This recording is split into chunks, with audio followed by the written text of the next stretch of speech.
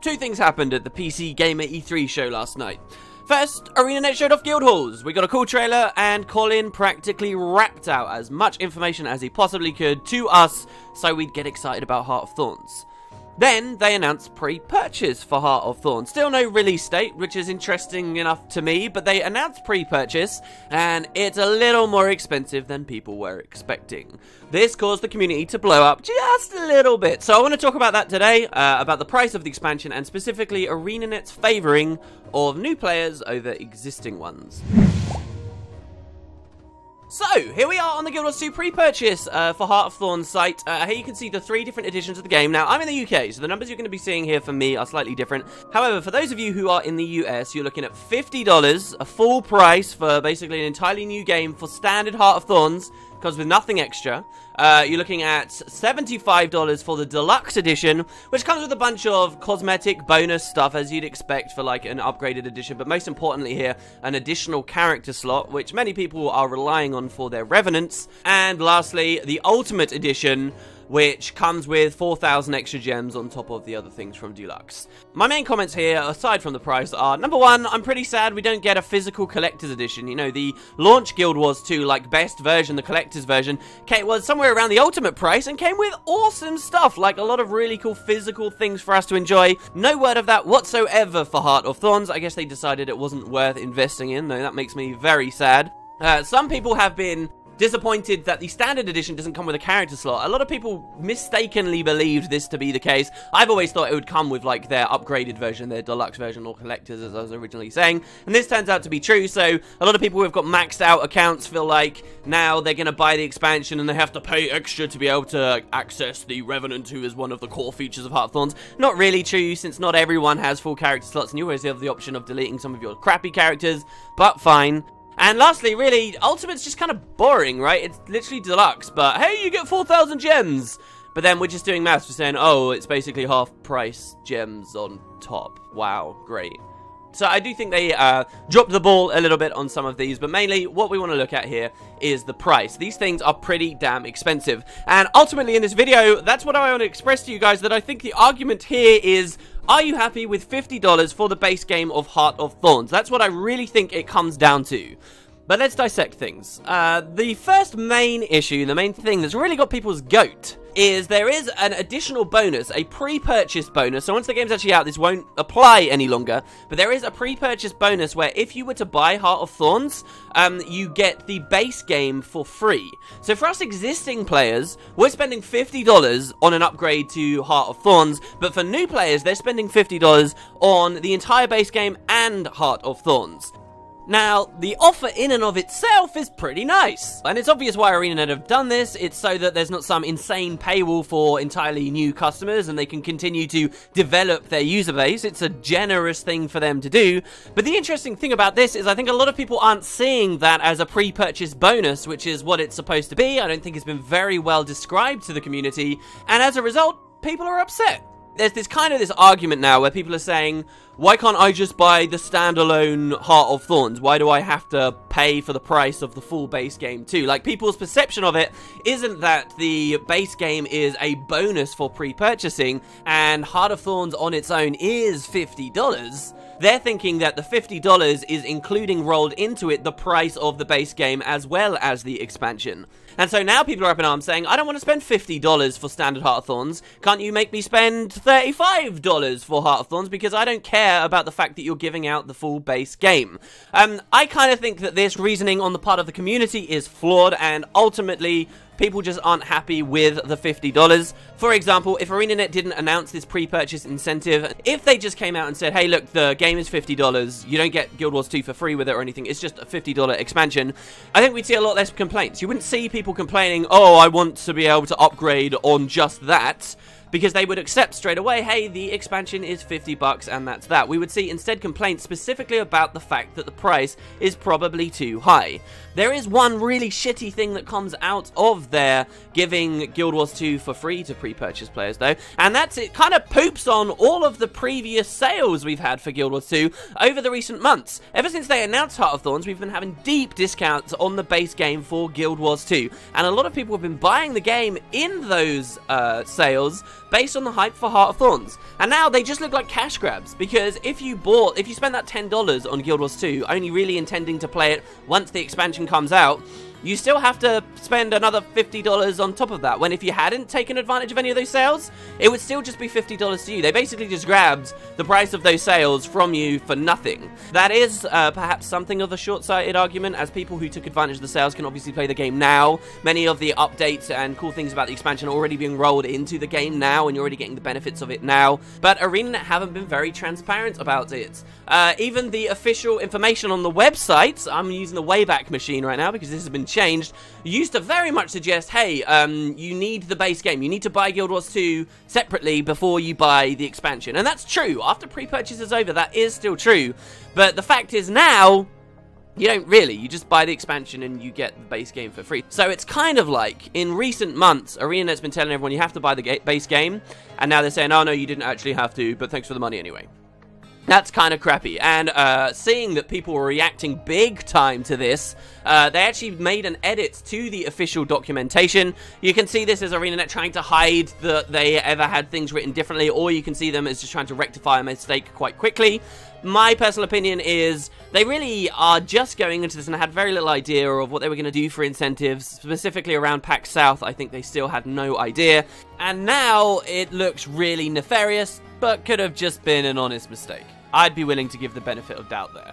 But, so let's talk more about the fact that we, the existing players, are kind of getting gypped by this. Now, there is an argument to say, hey, look, why is it new players get to so much more value for their money? Why is it new players are getting all this value when us, the veteran players, the supporters of Arenanet, who have been spending our money for so long, we don't get anything?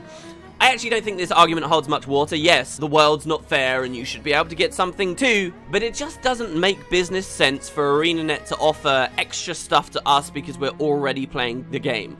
Basically, those of us who already play the game, we already give them money, and we're already almost a surefire catch. What they really need is to appeal to people who don't play the game at all. If you already play Guild Wars 2 and you play it actively right now, I would hazard you're already pretty much guaranteed to buy the expansion. So why do Arenanet need to further incentivize you? Goodwill?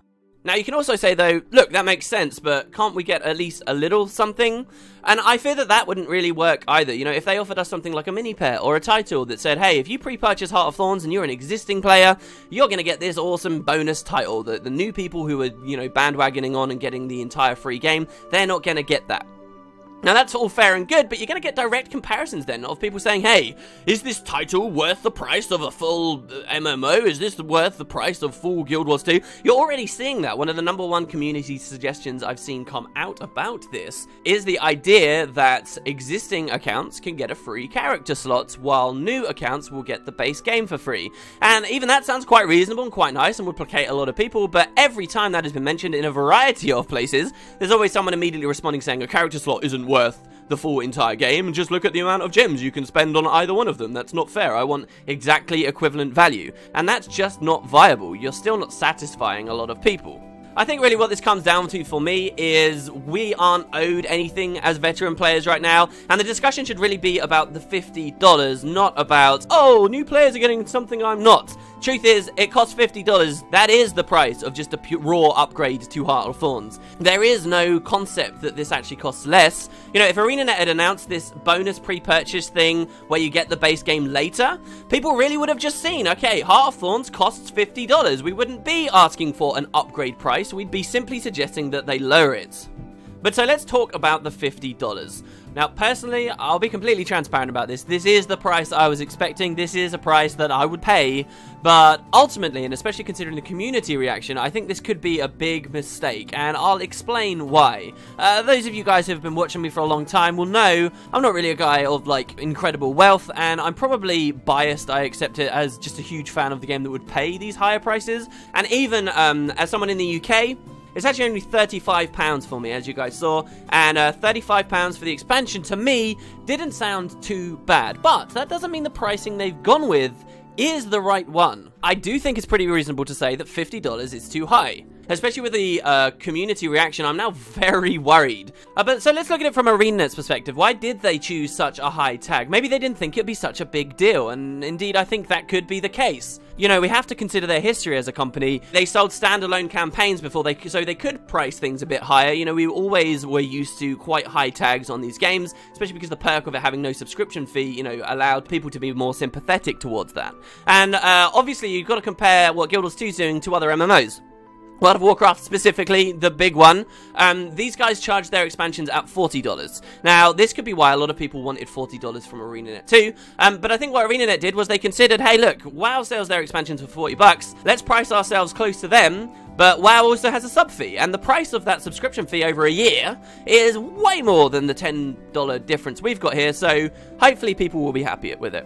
The buy-to-play argument does still hold some water in my mind. You really do only have to spend that money, and then you don't have to spend anything else, and there'll be a lot of other free updates coming in too. We've got a whole other season of Living World, maybe 2 before the next expansion after that. But when you really get down to it, not many MMOs charge subscription fees anymore. They do for a little while, and then they cease. They are much more microtransaction based, and this isn't like the be-all and end-all perk that it used to be. And here's something else interesting. This is where things get even worse. Let's look at Eye of the North. See, now for Guild Wars 1, yes, they did standalone campaigns. You didn't even have to own previous iterations, and so the price could be higher. But they did do Eye of the North. Eye of the North was their first true expansion. This required base versions of Guild Wars 1 to be able to play. And the price for Eye of the North wasn't $50.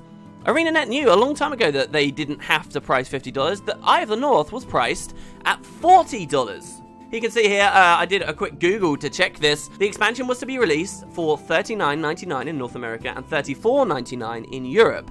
If you purchased the pre-release pack, it would actually be discounted by a further $5. I'm not sure whether they charged a fee to pre-purchase back then, which is why it was then $5 cheaper. But you can't escape from the fact that Guild Wars 1 actually had a far better pricing model for its expansion, and something that a lot of people were much happier with. So what happened? What happened? Well, we got a bigger user base, they got a lot more revenue from other sources like gems, and yet we're still paying more. This, of course, ignores, you know, a very basic argument, something that you should apply to all of your video game purchasing, and that's the fact it's basically just not smart to pre-purchase. The main perk of pre-purchasing here, the only real thing you're getting out of it, is access to the betas. What you really need to think about is Heart of Thorns worth $50 already from what they have announced? And they've announced a lot of stuff, but there's a lot of stuff they haven't revealed to us, and you guys have to think about that. Is the elite specialization you are most interested in already announced? If it is it something that you're actually super hyped about or interested in? They have still said nothing to us about their difficult content. As far as we know, Heart of Thorns will have no, like, instanced content, no dungeons or variation of dungeons that we're expecting. It could have none of that. They've just not talked about it. Guild Wars, yes, we've seen some pretty stuff, and there's some hype on that, and they're hoping to cash in on pre-purchase based off of the hype for their announcement here. But even Guild Wars, until they release some blog posts, we don't know too much about. We have some pretty trailers and a lot of ideas that have just been thrown at us by Colin. Most importantly, and this is the thing I really want to drive home, we don't know how big the expansion is. Even before this pricing, even before this backlash over how much Heart of Thorns costs, my #1 concern about this game has been that it will flop because it is too small. And now that it's definitely $50 and people have demonstrated they are not interested in that amount, my concerns are significantly amplified. Arenanet tell us very frequently that Heart of Thorns isn't entirely an expansion about giving us tons of content, but it's about features. It's about Arenanet realizing where they want to go with the franchise and implementing a bunch of systems that allow it to be fun for years and years and years into the future, in the way of specializations, in the way of mastery specifically. This expansion is more feature-rich, or just as much a feature-rich expansion as it's supposed to be about actually giving us new places to go and new things to see. And in terms of actual playable stuff, the scope has always seemed kind of small. The problem here is, though, that even though that's all exciting stuff, people aren't going to judge it on the features. They're going to judge it pretty much exclusively, I would say, on the amount of PvE maps, the length of time it takes to complete the story, and then this supposed, like, hardcore, difficult endgame stuff, which we've not even heard anything about yet. For PvP players, they're going to base it on the fact they have one new game mode. For World vs. Worlders, they're going to look at the fact they got a single new Borderland. Not too much. Arenanet are going for this crazy content density thing with Heart of Thorns, where they want every map that they add. They're not going to add many maps, but they're all going to have tons and tons of content density, and they're all going to be super, super replayable. But I would argue there's a point where content density starts to get lost on your average player. The average player who buys the game and then just kind of rushes through the map just the once, all of that content density, all of those alternate events, all of those various things that could have happened but never did, are going to be lost on them. They're going to go through 1 map, 2 map, 3 map, 4 map, 5 map, 6 maps, and they're going to be complete and potentially very, very, very fast. Then they're going to look at the $50 price tag and they're not going to be happy. Think about this too. Half of the features that Arenanet are kind of unveiling with Heart of Thorns are only existing because of Heart of Thorns, like specializations, for example. Many of these features are being dropped into the base game anyway, are being dropped in hell before Heart of Thorns releases. So people aren't going to account the value of that stuff into the expansion. They're just going to be looking very specifically at the new physical areas they can explore, the new fractals that have been added. Those are the things people are going to directly look at, and they're going to say, hey, I paid $50 for this, and I got, I don't know, 6 maps. We don't know the exact number, obviously. However, I got 2 maps free in the living world. It won't matter to them how dense those maps are or how much more time they could spend in those than they could to compare the Silver Waste. It won't matter to them the fact that there's the Mastery system or the Elite specialization they've played or ultimately now got used to. It won't matter to them either, even that there are other maps that have been added, like fractals, that aren't in the physical world, or like guild halls. They're gonna look at a slice of the physical content, and I think that that isn't gonna be very big. The number one thing that threatens Heart of Thorns and Guild Wars 2 in general going forwards, you know, the success it has when people look at future expansions, the 2nd or the 3rd, the number one thing that threatens that success is this thing could very well be too small for that price tag. So yeah, I would quite like to see it go down. Go back to 40. Go back to 40 as we have had in the past, as many people were expecting. You cannot rest on the laurels of having no subscription fee so heavily any longer. Or show us more stuff. Prove that it's bigger in scope, you know, in more expansive in terms of content, because people will comparing this very readily back to Living World, which they got for free. We asked for this expansion, but people, when they ask for an expansion, they're expecting something big.